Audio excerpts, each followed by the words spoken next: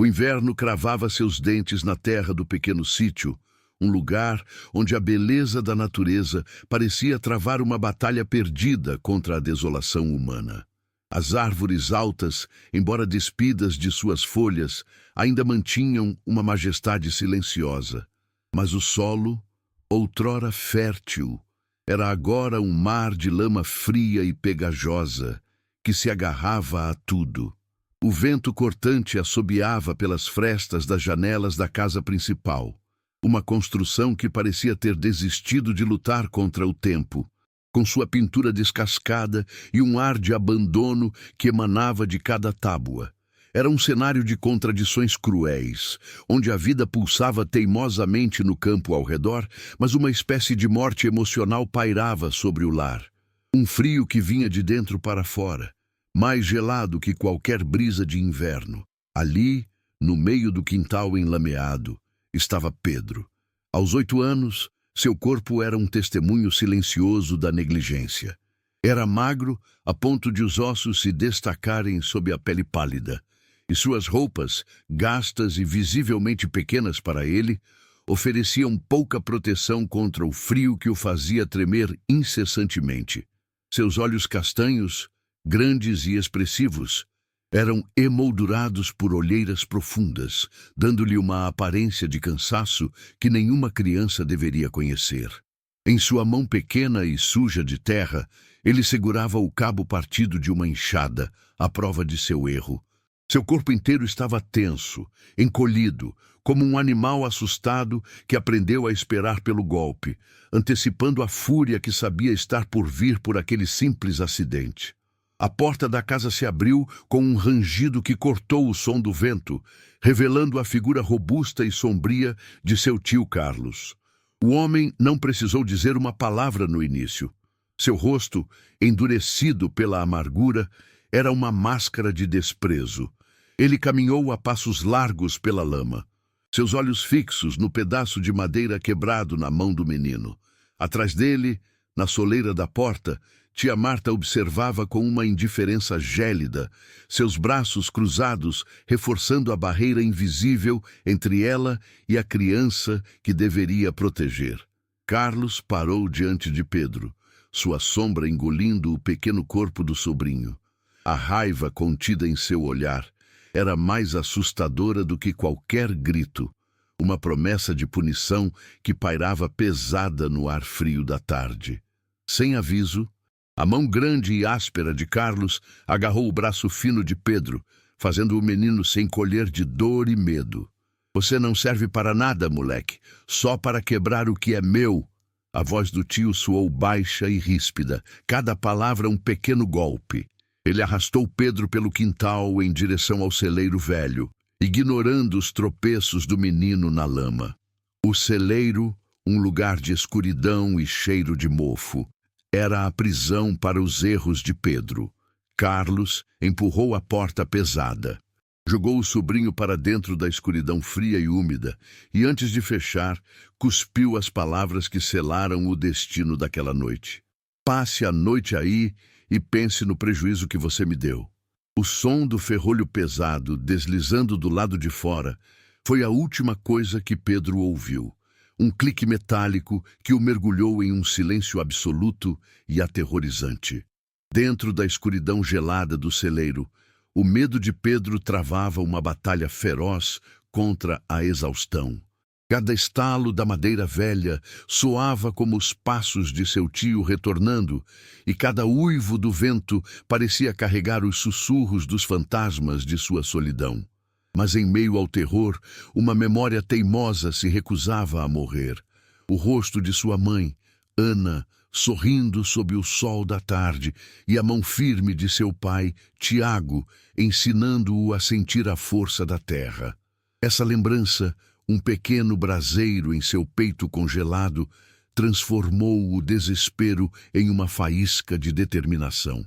Olhando para uma fresta no teto, onde uma única estrela brilhava como uma promessa distante, ele decidiu. Morrer de frio enquanto tentava ser livre era uma escolha, enquanto morrer aos poucos naquela casa era uma sentença. Com as mãos pequenas e trêmulas, ele começou a forçar uma tábua solta na parede, um trabalho silencioso e desesperado pela vida. A madeira cedeu com um gemido baixo, abrindo uma passagem estreita para a liberdade e para a noite impiedosa. Pedro se espremeu para fora, sentindo as farpas arranharem sua pele, mas a dor era insignificante comparada à urgência que o impulsionava. Ele não olhou para trás.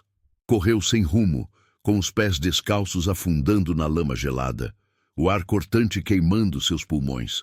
A floresta ao redor do sítio, que antes era um lugar de brincadeiras secretas, agora se tornara um labirinto de sombras ameaçadoras.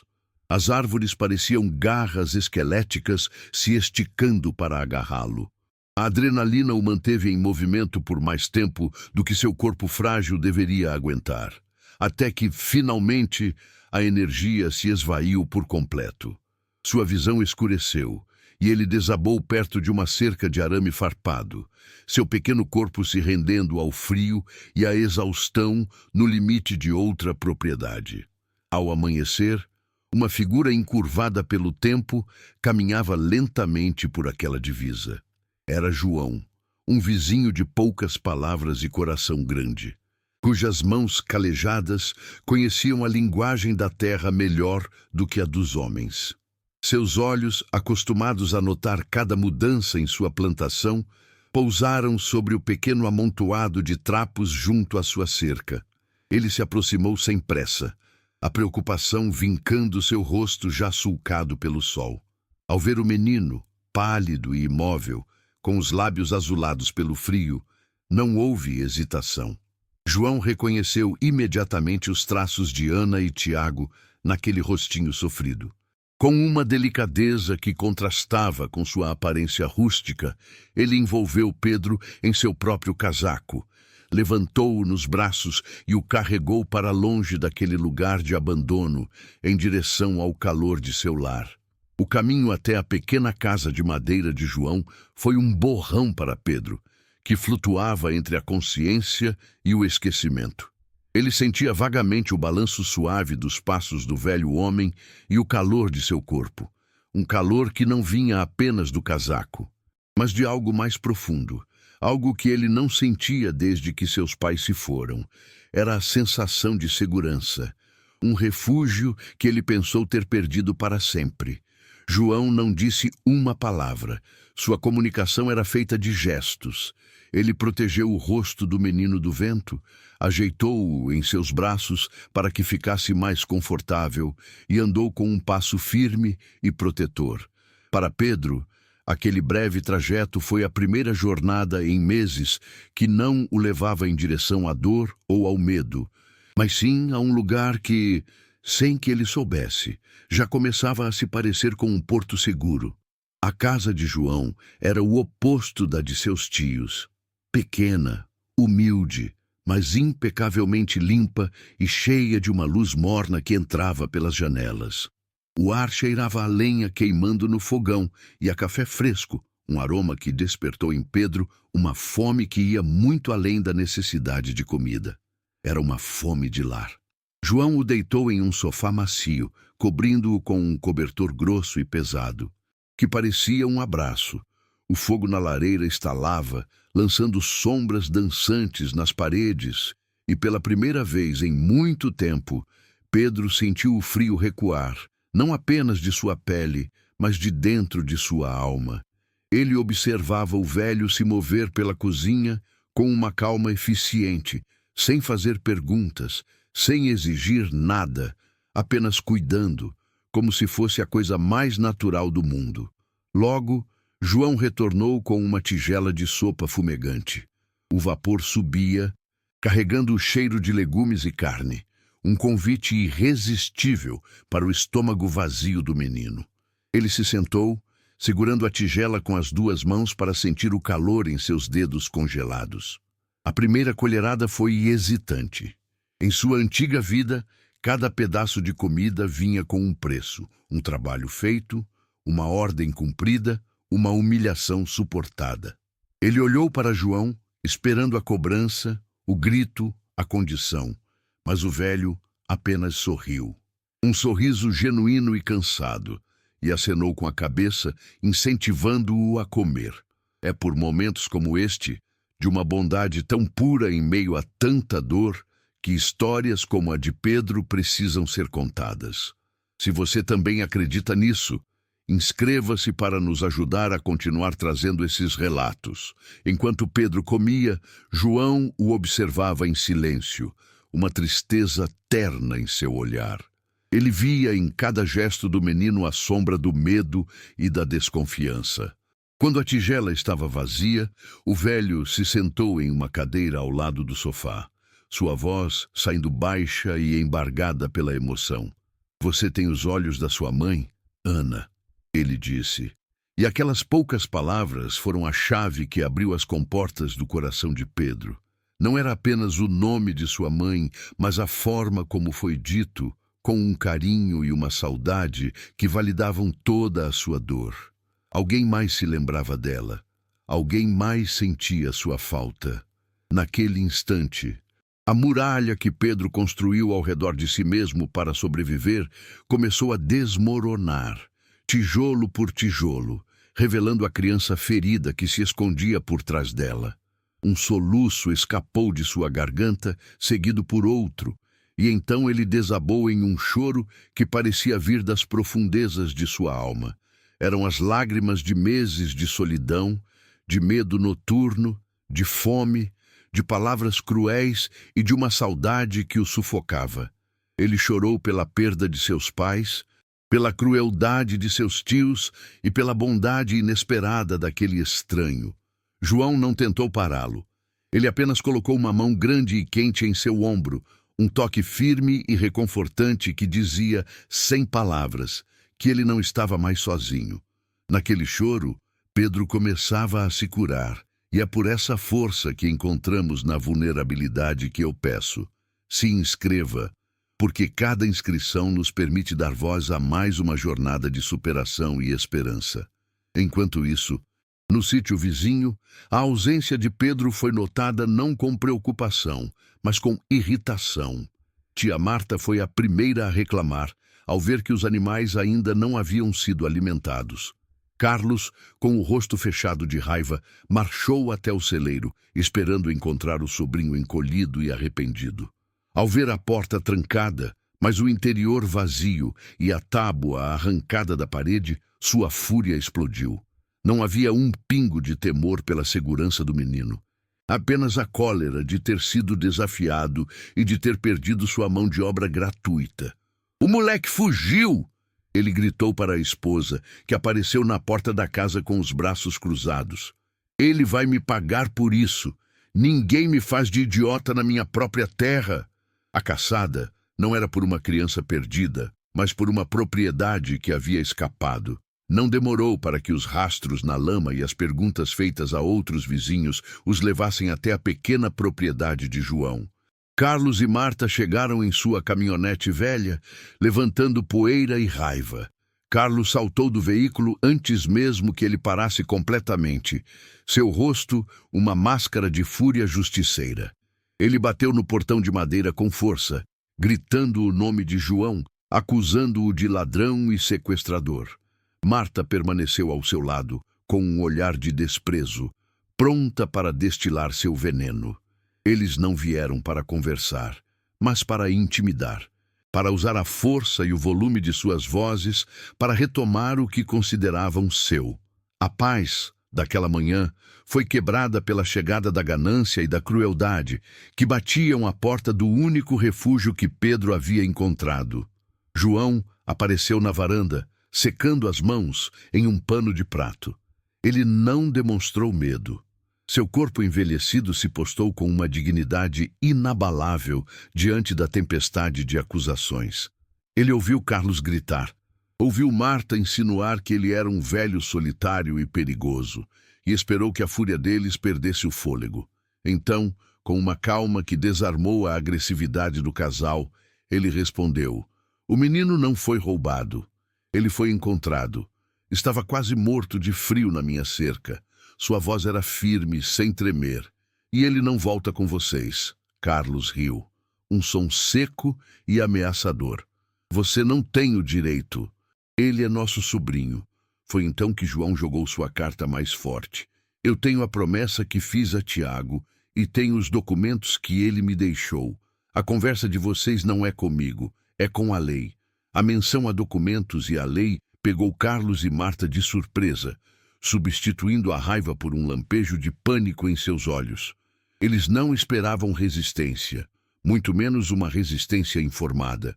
Ameaçaram chamar a polícia, o conselho tutelar, pintando um cenário onde João seria o vilão da história. Recuaram, mas não derrotados, prometendo voltar com as autoridades para resgatar o menino que eles mesmos haviam sentenciado à escuridão. Dentro da casa, Pedro ouviu as vozes alteradas e seu corpo tremeu, o trauma recente voltando com força. Mas quando ele olhou para João, que retornava para dentro com o mesmo semblante sereno e determinado, um novo sentimento começou a brotar em meio ao medo, a esperança. Pela primeira vez, alguém estava lutando por ele. A batalha pela sua vida e seu futuro estava apenas começando. A sala do pequeno escritório de advocacia era fria e impessoal. Um contraste gritante com o calor que Pedro havia encontrado na casa de João. O ar era pesado, denso com as acusações que Carlos, com uma falsa expressão de preocupação, despejava sobre a mesa. Ele pintava um quadro de um sobrinho difícil, ingrato, propenso a fugas e mentiras, enquanto Marta, ao seu lado, assentia com lágrimas fingidas nos olhos, lamentando como haviam tentado de tudo por aquele menino problema. Pedro sentia o estômago revirar. Cada palavra era uma distorção cruel da realidade, uma tentativa de apagar sua dor e transformá-la em culpa. Ele encolheu-se na cadeira, sentindo o olhar da assistente social sobre si, um olhar que ele não conseguia decifrar. Ao seu lado, João permanecia em silêncio, sua mão repousando sobre o próprio joelho. Uma ilha de calma em meio à tempestade de falsidades.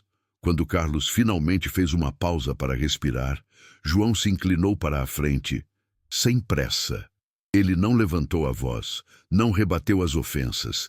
Em vez disso, colocou sobre a mesa de madeira polida uma pasta de papelão gasta pelo tempo, amarrada com um barbante desbotado.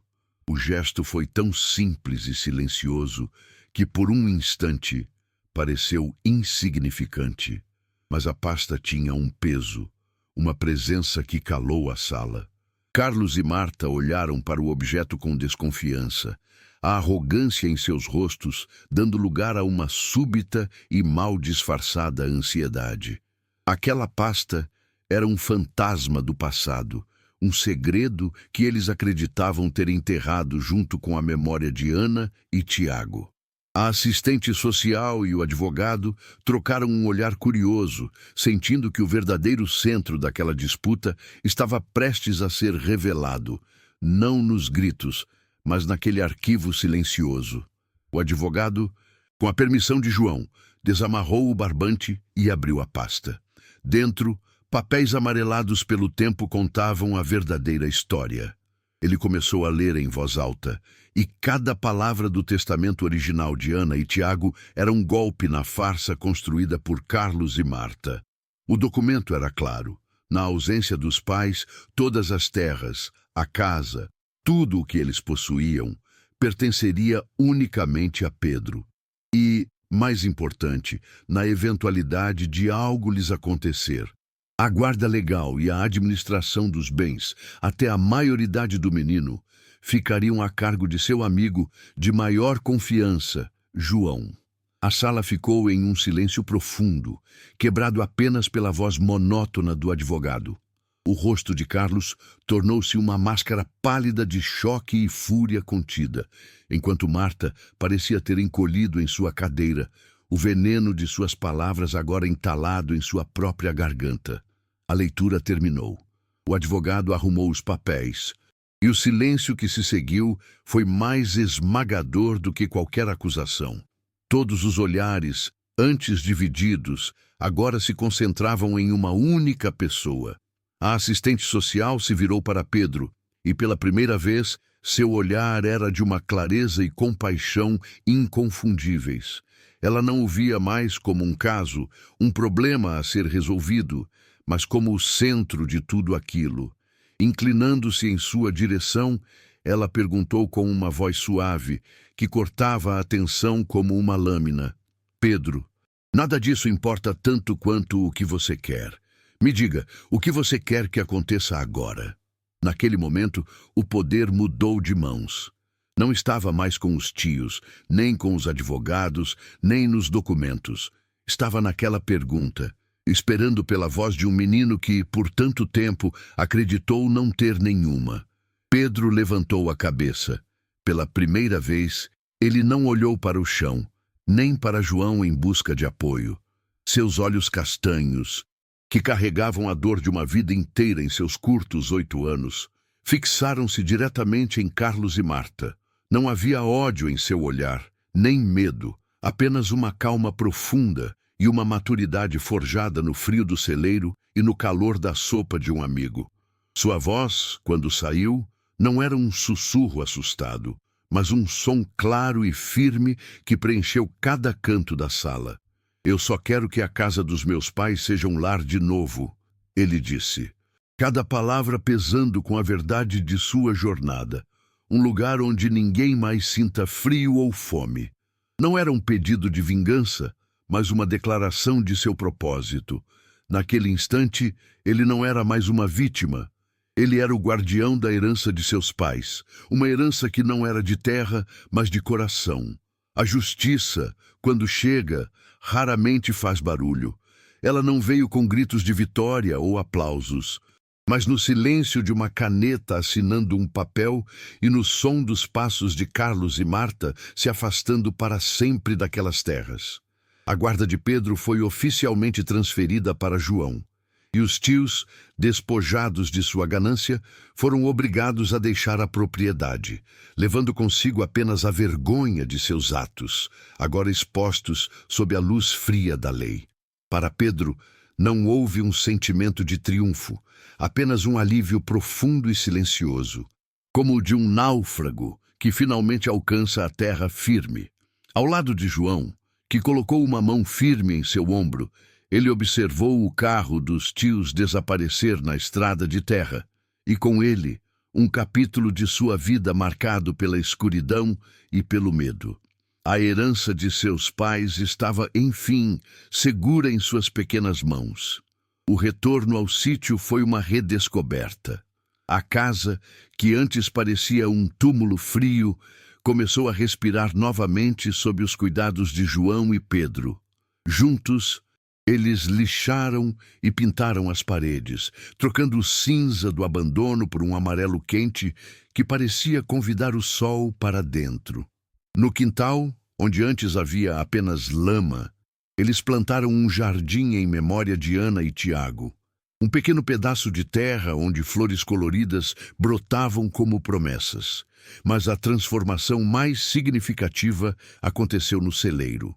O lugar que fora sua prisão e seu maior terror foi esvaziado, limpo e pintado. As tábuas soltas foram pregadas. Janelas foram abertas para deixar a luz entrar. E o ferrolho que o trancou na escuridão foi arrancado. O espaço de punição se tornou um lugar de brincadeiras, um santuário onde a risada de um menino finalmente ecoava mais alto que as lembranças da dor. Os anos passaram como as estações na terra, cada uma trazendo seu próprio tipo de crescimento. Pedro floresceu sob o cuidado amoroso de João, a quem ele passou a chamar de vô, a palavra carregada de todo o afeto e segurança que ele nunca teve. A terra, antes explorada pela ganância, tornou-se próspera sob suas mãos unidas. E o desejo que Pedro expressou naquela sala fria de advocacia tomou forma, tornando-se uma missão.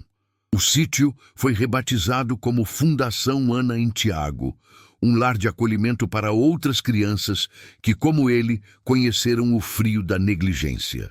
É por isso que vale a pena lutar. E é por isso que cada nova inscrição neste canal nos dá a força para continuar, para que mais legados de dor sejam transformados em legados de amor. 10 anos depois, um jovem de 18 anos, forte e de olhar sereno, estava na mesma varanda onde seus pais um dia sonharam com o futuro. Era Pedro. Ele observava uma pequena figura encolhida perto do portão, uma menina recém-chegada, com os mesmos olhos assustados que ele um dia teve. O ciclo estava prestes a se completar, mas de uma forma nova e redentora. Ele se aproximou devagar, sem pressa, e se ajoelhou para ficar na altura dela. Em suas mãos, ele não trazia uma ferramenta quebrada, mas um copo de leite quente. Ele o estendeu para a pequena, e quando ela o pegou com os dedos trêmulos, ele sorriu, o mesmo sorriso gentil que um dia o salvou. "Não se preocupe", disse ele, sua voz firme e cheia de uma promessa inquebrável. "Aqui você está em casa.